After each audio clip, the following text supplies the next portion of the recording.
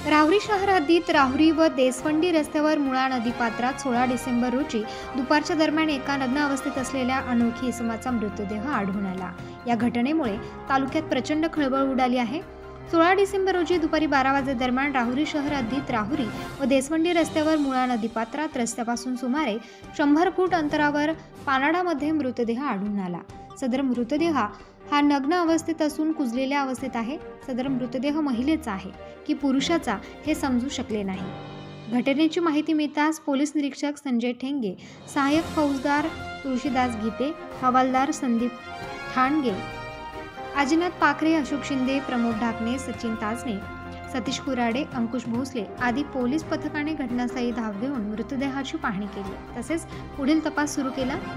सदर मृतदेह कोणाचा, त्याची हत्या झाली की आणखी काही कोणत्या कारणाने खून झाला असावा अशा वेगळ्या चर्चेला उधाण आले आहे। या घटनेतील मृतदेहाची ओळख पटवणे तसेच या गुन्ह्याचा तपास लावणे हे पोलीस प्रशासनासमोर एक आव्हानच आहे।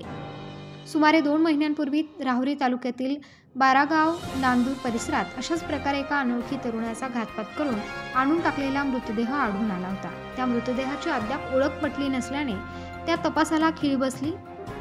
आज पुन्हा एक अनोळखी मृतदेह आढळून आल्याने तालुक्यात प्रचंड खळबळ उडाली आहे। यावेळी आरपीआय तालुकाध्यक्ष विलास साळवे, नवीन साळवे, सागर साळवे, रवी करडक, राजू दाभडे, निलेश शिरसाट, बबलू करडक, रवी करडक आदींसह परिसरातील नागरिकांनी घटनास्थळी मोठी गर्दी केली होती।